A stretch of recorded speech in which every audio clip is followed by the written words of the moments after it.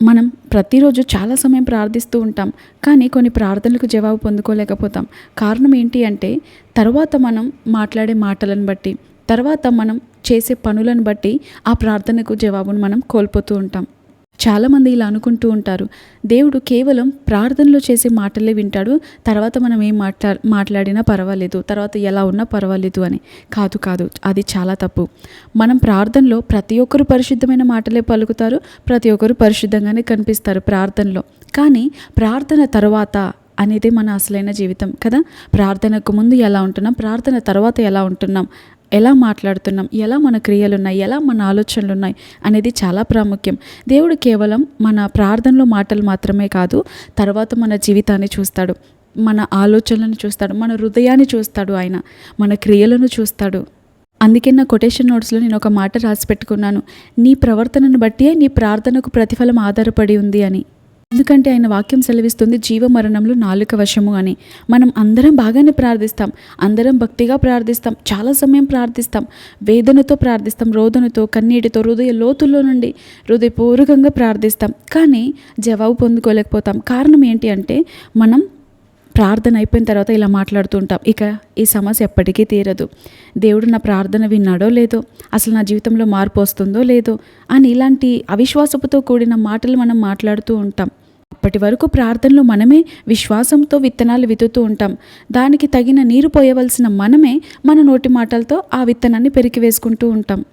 మనం ప్రార్థన తర్వాత చేసే తప్పుల్లో మొదటిది ఏంటంటే మనం అవిశ్వాసంతో మాట్లాడతాం. ఇంకా ఇది అవ్వదు, ఇది జరగదు, నా జీవితం ఇంతే, నా బ్రతికి ఇంతే, నా స్థితి ఇంతే, ఇక నా భర్త ఇంతే, నా పిల్లలు ఇంతే, నా అన్ని ఇలాంటి అవిశ్వాసంతో కూడిన నెగిటివ్ వర్డ్స్ అన్నీ మాట్లాడుతూ ఉంటాం.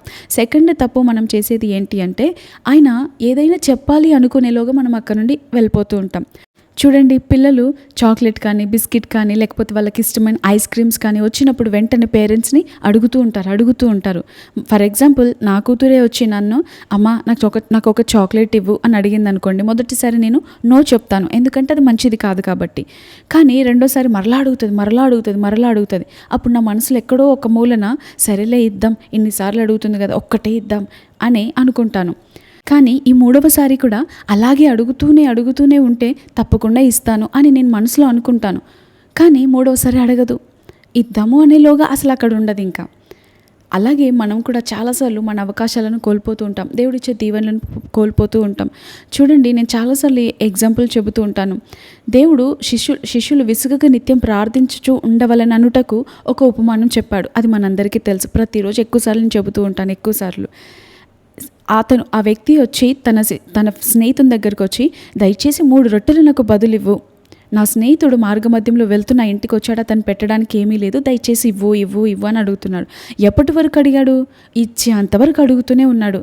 దేవుడు మన ప్రార్థనలు అలా ఉండాలని కోరుకుంటాడు. ఆ ప్రార్థనలో మనం చూసినట్లయితే మొదటిది స్పష్టంగా ఉంది ప్రార్థన 3 అని, రెండవది చూసినట్లయితే పట్టుదలగా ఉంది. మన ప్రార్థనలు కూడా అలా ఉండాలి అని దేవుడు ఆ ఉపమానాన్ని మనకు బోధించారు. కానీ మనమైతే ఒకసారి ప్రయత్నిస్తాం, రెండోసారి ప్రయత్నిస్తాం, మూడోసారి ప్రయత్నిస్తాం, ఇంకంతే. దేవుడు వినట్లేడు, ఇది దేవుని చిత్తం కాదేమో, ఇది దేవునికి ఇవ్వడం ఇష్టం లేదేమో, ఇది నాకు సరికాదేమో, సూటబుల్ కాదేమో అని విడిచిపెడుతూ ఉంటాం. కానీ ఎప్పుడైనా ప్రార్థించారా, దేవుడు ఇచ్చేంతవరకు నేను దీని కొరకు ప్రార్థిస్తాను అని? అలా పట్టుదలగా ప్రార్థించడం తప్పేమీ కాదు. చాలామంది అనుకుంటూ ఉంటారు, దేవుణ్ణి ఇబ్బంది పెట్టేస్తున్నానేమో అని. చూడండి, దేవుని మనం అధికంగా ప్రేమిస్తున్నట్లయితే దేవునికి ఏది ఇష్టమో, ఏది అడగాలో మనకు బాగా తెలుస్తుంది. అయితే మన టాపిక్లోనికి వచ్చినట్లయితే మనం అందరం ప్రార్థిస్తాం బాగానే, కానీ తర్వాత మన ప్రవర్తన ఎలా ఉంది అనే దానిపైన మన ప్రతిఫలం బాగా ఆధారపడి ఉంటుంది. ఎందుకంటే మనకు ఏదైనా సమస్య వచ్చిందనుకోండి, ఏదైనా బలహీనత, అనారోగ్యం ఎదురైనప్పుడు మనం వెంటనే ఎక్కడికి వెళ్తాం? హాస్పిటల్కి వెళ్తాం. డాక్టర్కి మొత్తం చెబుతాం, ఇదిగో ఇలా ఉంది, ఇక్కడ పెయిన్ ఉంది, ఇన్ని రోజులుగా ఉంది, ఇంత బాధను అనుభవిస్తున్నాను, ఇంత నొప్పిగా ఉంది అని అన్నీ చెబుతాము, అన్నీ వివరిస్తాము. అయితే డాక్టర్ ఇదిగో ఈ మందులు వాడు అని రిసిప్ట్ మీద రాస్తూ మనకు చెబుదాము అనుకునేలోగా మనం అక్కడ ఉండకపోతే ఎలా ఉంటుంది చెప్పండి?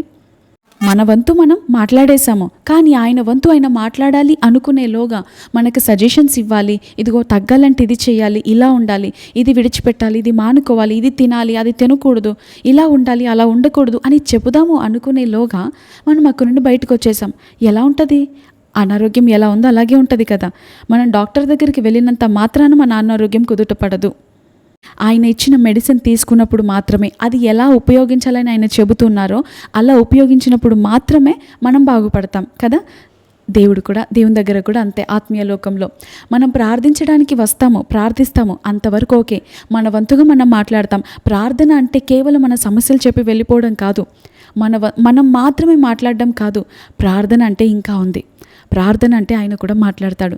ప్రార్థన అంటే ఆయన ఆలోచన చెప్తాడు. ప్రార్థన అంటే ఆయన చిత్తాన్ని వివరిస్తాడు. ప్రార్థన అంటే అసలు ఆయన ఏమనుకుంటున్నాడు, ఏం చేయాలనుకుంటున్నాడు, ఏం జరిగించాలనుకుంటున్నాడు, మనం ఏది చెయ్యాలి, ఏది చేయకూడదు, ఎలా ఉండాలి, ఎలా ఉండకూడదు ఆయన కూడా చెబుతారు.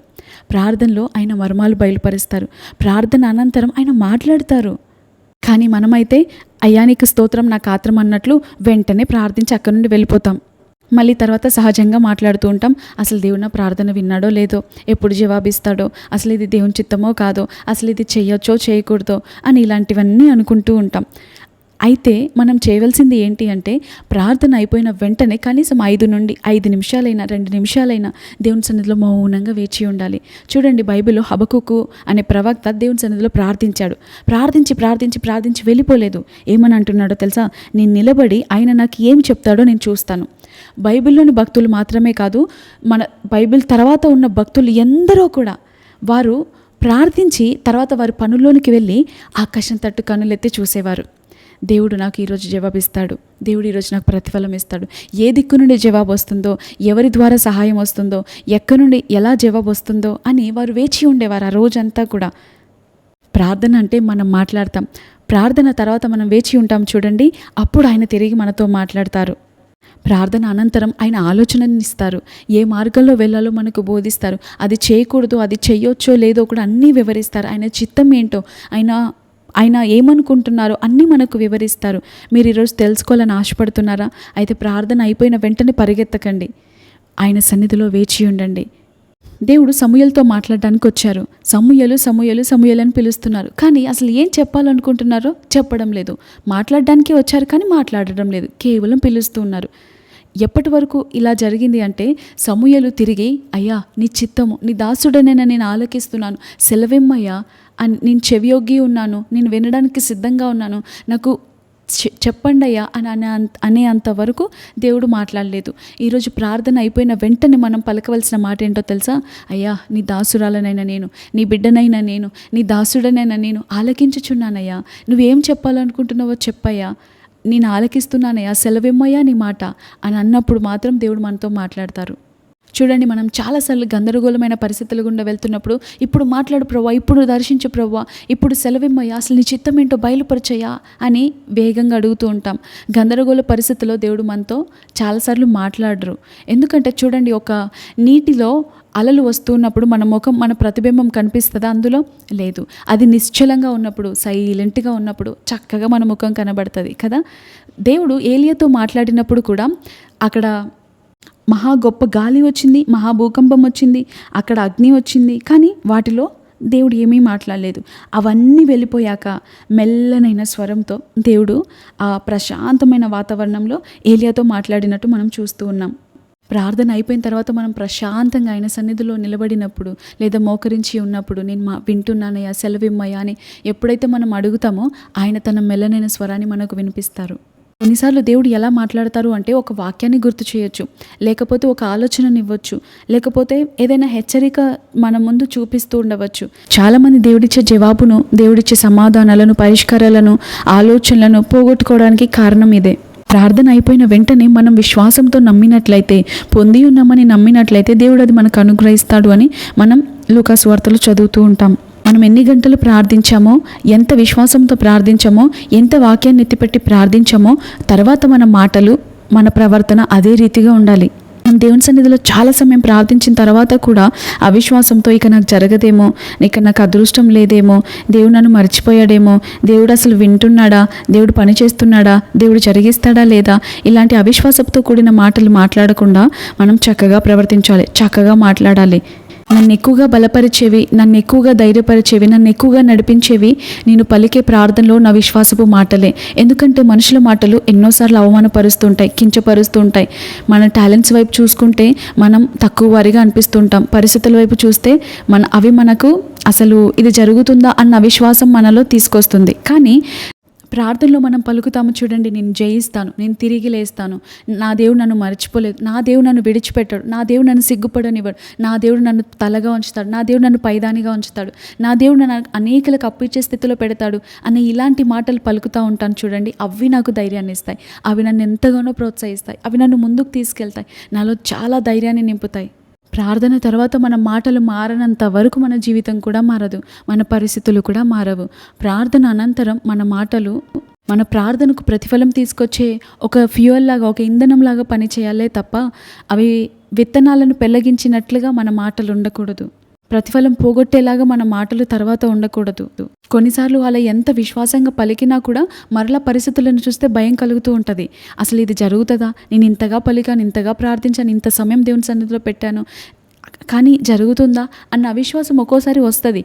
కానీ మరలా నేను దాన్ని తిప్పికొట్టాలి. మనం వెంటనే అలాంటి భయం వచ్చినా, అలాంటి అవిశ్వాసం మనలో వెంటనే ఆ సూచనలు కనబడుతున్నా సరే వెంటనే లేదు లేదు, నా దేవుడు సమర్థుడు, నా దేవుడు అసాధ్యాలను సాధ్యపరిచే దేవుడు, నా దేవుడు దీన్ని జరిగిస్తాడు, నా దేవుడు హృదయ వాంఛలను తీర్చే దేవుడు, నేను నా కొరకు, నా స్వార్థం కొరకు, నా ఘనత కొరకు, పేరు కొరకు, ప్రఖ్యాతి కొరకు అడగట్లేదు, ఆయన పని కొరకు అడుగుతున్నాను, కాబట్టి నా దేవుడు దీన్ని నిశ్చయంగా జరిగిస్తాడు, ఆయన నామ మహిమార్థం ఇది జరుగుతుంది, నేను ఆయన సాక్షిగా ఉంటాను, నేను చావను, సజీవురాలనే దేవుని క్రియలను వివరిస్తాను, నేను గొప్ప సాక్షిగా ఉంటాను, నేను ఆశీర్వాదానికి వారసులుగా ఉండడానికి పిలువబడ్డాను అనే ఇలాంటి మాటలు మనం పలుకుతూ ఉన్నప్పుడు మనలో నిజంగా ఎంతో ధైర్యం వస్తుంది. మనం ముందుకు సాగడానికి ఒక ఇంధనంలాగా పనిచేస్తాయి.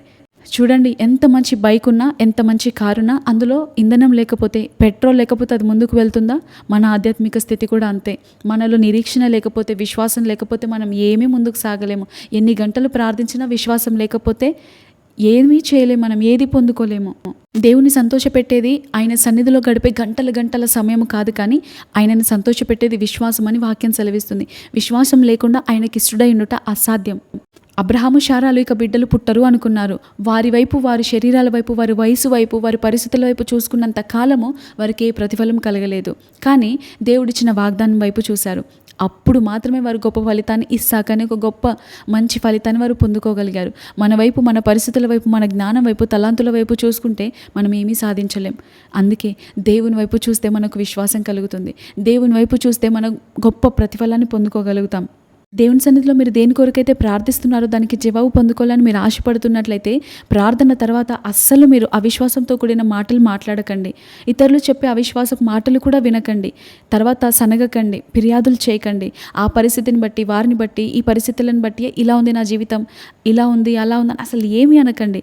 ఇలా మాటలు పలకండి, కృతజ్ఞతలు చెల్లించండి, దేవుని వాగ్దానాలను ఎత్తిపట్టండి, దేవుని వాక్యాలు పలుకుతూ ఉండండి. దేవుడు నాకు తప్పకుండా సాయం చేస్తాడు, దేవుడు నన్ను పైదానిగా ఉంచుతాడు, దేవుడు నన్ను గొప్ప చేస్తాడు అని ఇలాంటి మాటలు విశ్వాసంతో పలుకుతూ ఉండండి. తప్పకుండా మీరు ఏదైతే అడుగుతున్నారో అడిగిన దానికంటే అత్యధికంగా ఇచ్చే దేవుడు. మీరు ఏదైతే ఊహిస్తున్నారో, ఎలా జరగాలని ఆశపడుతున్నారో, మనం ఆశపడిన దానికంటే అత్యధికంగా చేసే దేవుడు ఆయన. అడుగు వాటన్నింటికంటే, ఊహించే వాటన్నింటికంటే అత్యధికంగా ఇవ్వగలగడానికి ఆయన సమర్థుడు. కొన్నిసార్లు మనం అనుకున్న సమయానికి రాకపోవచ్చు, కానీ మన పట్ల మనం కలిగి ఉన్న ప్రణాళికల కంటే, మన పట్ల మనకు కలిగి ఉన్న బాధ్యత కంటే ఆయన ఎక్కువ బాధ్యత వహిస్తున్నాడు. ఆయన ఎక్కువ మన పట్ల ప్రేమ కలిగి ఉన్నాడు. మనం మన కొరకు వేసుకున్న ప్రణాళికల కంటే, ఆలోచనల కంటే ఆయన వేసిన ప్రణాళికలు చాలా గొప్పవి. కాబట్టి నిరీక్షణ కోల్పోకుండా హృదయపూర్వకంగా ఆయన సన్నిధిలో ప్రార్థనతో, స్తుతితో, కృతజ్ఞతతో, వాక్యముతో, విశ్వాసపు మాటలతో ఆయన సన్నిధిలో సమయం గడుపుదాం. అట్టి కృప భాగ్యం దేవుడు మనకు అనుగ్రహించి నడిపించి ఆయన సాక్షులుగా నిలబెట్టును గాక. ఆమేన్.